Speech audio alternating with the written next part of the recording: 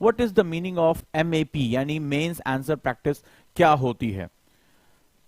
जो आंसर होते हैं, answer writing, right, answer writing, और अगर हम इसकी बात करें, इसमें एक और चीज जोड़ते हैं, दैट इज मेंस, मुख्य परीक्षा। तो आप जानते हैं कि आज की डेट में चाहे आप यूपीएससी दे रहे हो, पीसीएस दे रहे हो, सभी में जो सबसे कोर स्टेज होती है वो हमारा मेंस का एग्जाम होता है। अगर मैं यूपीएससी की बात करूं तो यूपीएससी में 1750 मार्क्स, प्री के मार्क्स जोड़े नहीं जाते, इंटरव्यू के मार्क्स फ्लक्चुएट करते हैं। जो कोर मार्क्स होते हैं जिसे हम लोग कहते हैं हार्ट, दिल, वो होता है 1750 मार्क्स। अब 1750 मार्क्स में जीएस, एसए, ऑप्शनल और कंपलसरी पेपर भी करना पड़ता है। जैसे इंद्र सेन ने लिखा मेरी पहली क्लास है, तो बड़े ध्यान से सुनिए। तो ये जो मुख्य परीक्षा है 1750 मार्क्स की होती है, और जो इसके नंबर होते हैं, जो बच्चे इसमें अच्छे नंबर पाते हैं, वही जो है वो आसानी से सक्सेस हो जाते हैं। क्योंकि इंटरव्यू के मार्क्स अप एंड डाउन हो सकते हैं, लेकिन अगर आपने मुख्य परीक्षा यानी मेंस में अच्छा लिख लिया, अच्छे से काम कर लिया, तो आपको कोई भी रोक नहीं सकता, याद रखिएगा, राइट, रोक नहीं सकता। दो एग्जांपल देता हूं, मेरी दो स्टूडेंट रही हैं, ठीक है। अगर हम बात करें तो श्रुति आईएएस टॉपर जो रही हैं, और मिनी शुक्ला जो 96 रैंक लेकर आई। बड़े ध्यान से समझिए, रैंक 1 की बात कर रहा हूं और रैंक 96 की बात कर रहा हूं, रैंक 1 और रैंक 96, बड़ा दोनों से ध्यान से अंतर समझिएगा। अब हुआ क्या कि जब हम इंटरव्यू प्रैक्टिस करा रहे थे, तो जितने भी इंटरव्यूज रहे हैं उसमें mini, right, mini Shukla 96 rank, तो इनके मार्क्स हमेशा ऊपर है, बहुत फ्लुएंसी के साथ बोलती हैं, टाइम्स ऑफ इंडिया में काम कर चुकी थी, तो बहुत अच्छे तरीके से जो है देख रही थी। तो मैं अपने दोनों स्टूडेंट्स के बारे में बात कर रहा हूं, श्रुति के बारे में बात कर रहा हूं और मिनी के बारे में बात कर रहा हूं। लेकिन हुआ क्या, जब फाइनल इंटरव्यू पे आया तो मिनी के मार्क्स, 96 के मार्क्स रैंक 1 से ऊपर हैं, आप आश्चर्य करेंगे।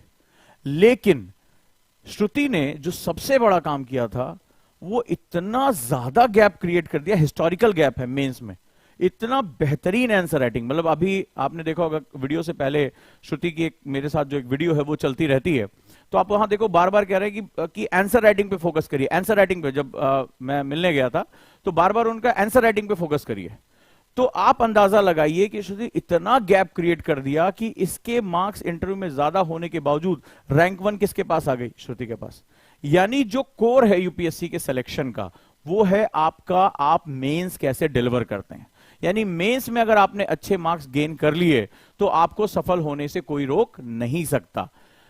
अब इस चीज को आप ध्यान से समझिए कि मेंस की परीक्षा क्या है। तो मुख्य परीक्षा जो है, यानी जिसे हम लोग मेंस कहते हैं, वो रिटन एग्जाम्स है, ठीक है। दिस इज एक्सप्रेस, आपको कैसे करना है अपने आप को, रिटन, लिखित है, ठीक है। आपको सब कुछ लिख के बताना है, यहां पे जो भी आप जानते हैं वो आपको लिखित है। और जब लिखने की बात आती है तो राइटिंग जो होती है, जो रिटन होता है, वो एक आर्ट होती है। This is skill and art, both skill and art. यानी जब बात को पूछा जा रहा है और आपको जवाब मौखिक रूप से नहीं देना है, क्योंकि मौखिक रूप से जब जवाब देते हैं जैसे इंटरव्यू में, तो आप अपने हाव भाव दिखाते हैं। सर आंखें ऊपर नीचे चौड़ी होती हैं, बात को कम ज्यादा किया जा सकता है। लेकिन जब आप लिखते हैं तो आपका व्यक्तित्व दिखाई पड़ता है, आपकी सोच दिखाई पड़ती है। इसीलिए इसको आंसर राइटिंग स्किल कहा जाता है। यानी ये क्षमता से आता है, अभ्यास से आता है, प्रैक्टिस से आता है। तो अब हुआ क्या कि ये स्किल एंड आर्ट बोथ है। अब स्किल एंड आर्ट बोथ है, इसका मतलब है कि जिस स्वरूप में प्रश्न पूछे जा रहे हैं, जो क्वेश्चन का फॉर्मेशन है, आपको उसी के अकॉर्डिंग जवाब देना है, उसी के अकॉर्डिंग जवाब देना है। आपको नई चीजें जोड़कर जवाब देना है, स्टैटोडायनामिक मेथड में जवाब देना है।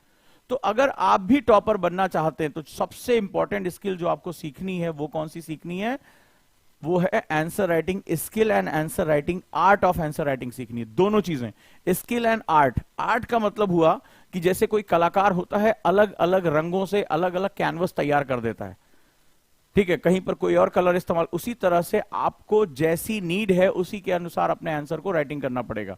और स्किल का मतलब होता है कि मैं बहुत दक्षता के साथ, कमांड के साथ, अभ्यास के साथ लिख सकूं। तो जितने भी आज पहली क्लास में आए हैं उन सभी के लिए सबसे जरूरी है कि आप जो है वो mains answer skill and mains answer art जो है वो दोनों सीखें, तभी आप इस पे जा पाएंगे। और जिसने मेंस के मार्क्स को पकड़ लिया वो वैसे भी आसानी से सक्सेस हो जाएगा।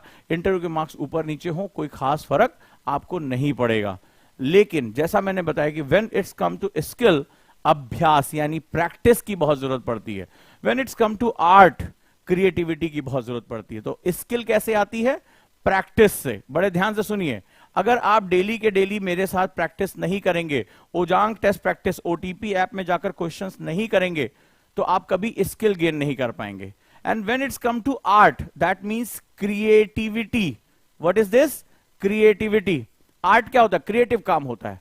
क्या, कौन से रंग भरें, कौन से जो है कैनवस बनाए, कैसे स्केच करें, this is the game of creativity. So ये दोनों चीजों यानी कि प्रैक्टिस एंड क्रिएटिविटी आपको सक्सेस दिलाएगी। अब क्रिएटिविटी इसमें क्या है? क्रिएटिविटी का मतलब होता है अपनी बात को कहने का तरीका। बड़े ध्यान से सुनना।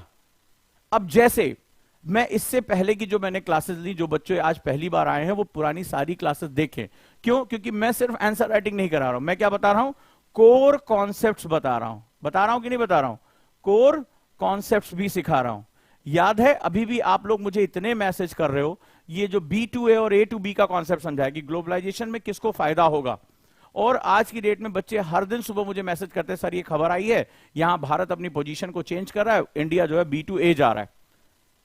जब कोर वैल्यूज के बारे में बात कर रहे हैं, अभी जब उस दिन हमने महिला सशक्तिकरण पे बात किया, वर्ल्ड बैंक के अध्यक्ष ने कहा, तो आपने तुरंत मुझे जो है वो क्वेश्चन भेजे कि सर ये देखिए जो है वो भारत में महिला सशक्तिकरण के बारे में बात हो रहा है। तो these are the creativity. Creativity का मतलब हुआ कि आप अपनी बात को कितने नए तरीके से कह सकते हैं, और नए तरीकों को कहने के लिए मुझे क्या चाहिए होगा? कॉन्सेप्ट, कोर कॉन्सेप्ट चाहिए होंगे। ये चीज क्यों हो रही है? अब जैसे मैंने गरीबी पढ़ाई, तो गरीबी पे मैंने आपको पढ़ाया क्या है? वंचना यानी डिप्रीवेशन का कॉन्सेप्ट क्या होता है। अब गरीबी गरीबी, सर इसके पास पैसा नहीं तो इसलिए गरीब है, इसके पास पैसा है तो मैंने आपको दो कॉन्सेप्ट बताया, गजोधर का और गिरधारी का। गिरधारी के पास गजोधर से ज्यादा पैसे थे, लेकिन वो फिर भी डिप्राइव्ड हो सकता है ड्यू टू सर्टेन कंडीशंस। अब आपके पास ये समझ में आया कि आपकी क्रिएटिविटी बढ़ गई। क्रिएटिविटी का मतलब क्या है? कि आप किसी चीज को कितने तरीके से एक्सप्रेस कर पा रहे हैं, यही क्रिएटिविटी होती है। भाई आप चाय पीने जाते हैं, जब मान लो एक बहुत बड़ा बिजनेसमैन है चाय का, तो मसाला चाय, आसाम चाय, ब्लैक चाय, लेमन टी, फलाना टी, कैमोलिन टी, पता नहीं कितने तरह के टी रख देता है। तो क्या उसी के बदले आपसे पैसा ले रहा है? क्रिएटिविटी के पैसे लेता है। तो ये जो चीजें हैं वो सबसे इंपॉर्टेंट है। तो आप भी एक शेफ हो, आपको क्रिएटिव होकर, वही सेम मसाले, वही धनिया है, वही हल्दी है, लेकिन फलाना आपने डिशेस बनाई और उसके सबके अपने दाम अलग कर दिए, तो आपको नंबर उसी बेसिस पे मिलेगा आप कितने ज्यादा क्रिएटिव हो पाते हैं। डन है? तो अब वहां मैंने आपको बताया कि डिप्रीवेशन का कॉन्सेप्ट क्या होता है। तो ये क्या होगा? आपकी क्रिएटिविटी को बढ़ा देगा, आप अपनी बात को अलग अलग तरीके से रख पाओगे। मैंने आपको बताया कि सोशल इंक्लूजन इंपॉर्टेंट नहीं है, फाइनेंशियल इंक्लूजन और साथ साथ डिजिटल इंक्लूजन भी उतने ही जरूरी है।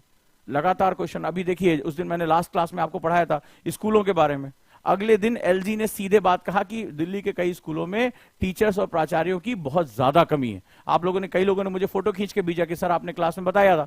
तो ये क्या होगा? ये बता रहा है कि क्रिएटिविटी जो है हमारी बढ़ी। तो ये क्लास बड़ी हॉलिस्टिक क्लास है, बहुत ही वृहद लेवल पे ये कवर हो रही है।